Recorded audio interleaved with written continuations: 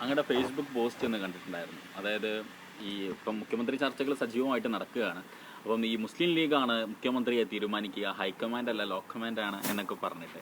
അപ്പം എന്താണ് അങ്ങനെ പറയാനുള്ള സാഹചര്യം? അല്ല, അതിപ്പോൾ കോൺഗ്രസിൻ്റെ നിയമസഭാ കക്ഷി നേതാവ് ആരാവണമെന്നോ UDFൻ്റെ മുഖ്യമന്ത്രി ആരാവണമെന്നോ പറയാൻ ഞങ്ങൾക്ക് യാതൊരു സ്വാതന്ത്ര്യം അല്ല അവകാശവുമില്ല. അത് മറ്റു പാർട്ടികൾ നോക്കേണ്ട കാര്യമല്ല, അത് അവരുടെ ആഭ്യന്തര കാര്യമാണ്. പക്ഷേ ഇന്നലെ ബഹുമാനപ്പെട്ട PK കുഞ്ഞാലിക്കുട്ടിയും മുസ്ലിം ലീഗ് നേതാക്കളും ഹൈക്കമാൻഡ് പ്രതിനിധികളെ കണ്ട് പുറത്തു വന്നതിന് ശേഷം അവർ മാധ്യമങ്ങളോട് പറഞ്ഞ 3 വാചകങ്ങളുണ്ട്.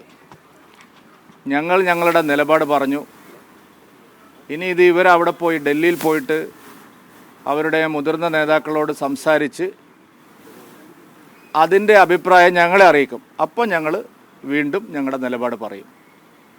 ഇത് കേൾക്കുന്ന ഏതൊരു മലയാളിക്കും വളരെ വ്യക്തമായിട്ട് മനസ്സിലാവുന്ന ഒരു കാര്യമുണ്ട്, ഇതിനകത്തൊരു സമ്മർദ്ദ രാഷ്ട്രീയമുണ്ട്. CLP ലീഡറെ കോൺഗ്രസ് തീരുമാനിക്കുന്നതിന് അവർക്കെല്ലാ അവകാശവുമുണ്ട്. ജനാധിപത്യത്തിൽ എപ്പോഴും അങ്ങനെയാണ്. ഇതുവരെ കേരളത്തിൽ മുന്നണി സർക്കാരുകൾ ഭരിക്കുമ്പോഴെല്ലാം മുഖ്യമന്ത്രിയെ തീരുമാനിക്കുന്ന കാര്യത്തിൽ ഇത്തരത്തിലുള്ള സമ്മർദ്ദങ്ങൾ ഉണ്ടായിട്ടില്ല. പൊതുസമൂഹത്തിൻ്റെ ആശങ്ക നേരത്തെ മുതലേ നമ്മൾ പറഞ്ഞു കേട്ടത്, UDF അധികാരത്തിൽ വന്നാൽ നിയന്ത്രണം മുസ്ലിം ലീഗിനും ജമാഅത്തെ ഇസ്ലാമിക്കുമൊക്കെ ആയിരിക്കും. ഇത് വലിയ ചർച്ചയായതാണ് കേരളത്തിൽ. തുടക്കത്തിലെ കാണുന്നതും അതുതന്നെയാണ്. കഴിഞ്ഞ 10 വർഷം ഞങ്ങൾക്ക് നഷ്ടമായതെല്ലാം ഞങ്ങൾ തിരിച്ചു പിടിക്കും, അങ്ങനെയാണ് ഒരു മുസ്ലിം ലീഗിൻ്റെ നേതാവ് പരസ്യമായി പ്രസംഗിച്ചത്. അത് നമ്മളെല്ലാവരും കേട്ടതാണ്. ഞങ്ങൾക്ക് നഷ്ടമായതെല്ലാം 10 വർഷം കൊണ്ട് നഷ്ടമായതെല്ലാം ഞങ്ങൾ തിരിച്ചു പിടിക്കും. അതിനുവേണ്ടിയാണ് ഞങ്ങൾ UDFനെ അധികാരത്തിൽ കൊണ്ടുവരുന്നത്. അപ്പോൾ ഈ സമ്മർദ്ദ രാഷ്ട്രീയം പൊതുസമൂഹത്തിനാകെ നല്ലതല്ല എന്നുള്ളത് കൊണ്ടാണ് അങ്ങനെ ഒരു അഭിപ്രായം പറഞ്ഞത്. അല്ലാതെ കോൺഗ്രസ്സിന് ആര് നേതാവായാലും ഇവിടെ ആര് മുഖ്യമന്ത്രിയായാലും ഞങ്ങളെ സംബന്ധിച്ച് അതൊരു വിഷയമേ അല്ല.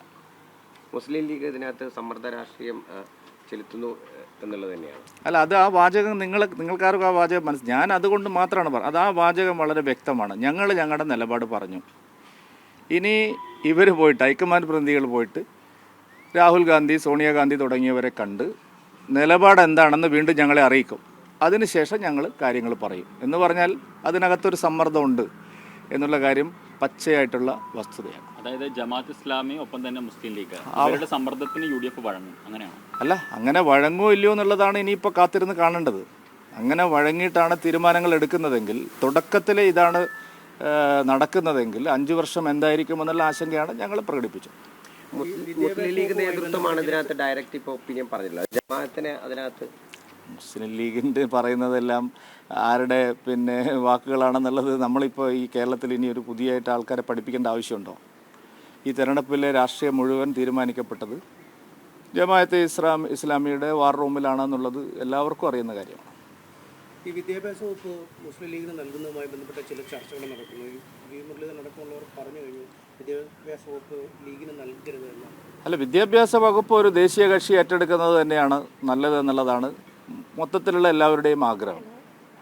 കാരണം ലീഗ് വിദ്യാഭ്യാസ വകുപ്പ് കൈകാര്യം ചെയ്ത കാലത്തെല്ലാം പലതരത്തിലുള്ള ആക്ഷേപങ്ങൾക്ക് ഇട വന്നിട്ടുണ്ട്. അത് വേണോ വേണ്ടയോ എന്നുള്ളതിനെ സംബന്ധിച്ച് ആളുകൾ അഭിപ്രായം പറയും. ഞങ്ങളെ എപ്പോഴത്തെ നിലപാട് വിദ്യാഭ്യാസ വകുപ്പ് ഒരു മത കക്ഷിക്ക്, ഒരു വർഗീയ കക്ഷിക്ക് കൊടുക്കരുത്, അതൊരു ദേശീയ കക്ഷിക്ക് തന്നെ കൊടുക്കുന്നതായിരിക്കും നല്ലത് എന്നുള്ള അഭിപ്രായമാണ് ഞങ്ങൾക്കുള്ളത്. ഈ മറ്റൊന്ന്, ഇപ്പം ഈ BJPയെ സംബന്ധിച്ചിടത്തോളം BJP ഈ തെരഞ്ഞെടുപ്പിൽ വിചാരിച്ചതുപോലെയുള്ള ഒരു വിജയം BJPക്ക് സ്വന്തമാക്കാൻ കഴിഞ്ഞു. പ്രത്യേകിച്ച് പാലക്കാട് ഉൾപ്പെടെയുള്ള ഇടങ്ങളിൽ BJP വിജയിക്കും, A ക്ലാസ് മണ്ഡലങ്ങൾ എന്ന് പറഞ്ഞ പലയിടങ്ങളിലും പരാജയപ്പെടുന്ന ഒരു സാഹചര്യമാണ് ഉണ്ടായത്. അപ്പം ഏത് തരത്തിൽ? അല്ല, വിചാരിച്ചതുപോലെ എന്ന് പറഞ്ഞാൽ നിങ്ങൾ വിചാരിച്ച പോലെയാണ്.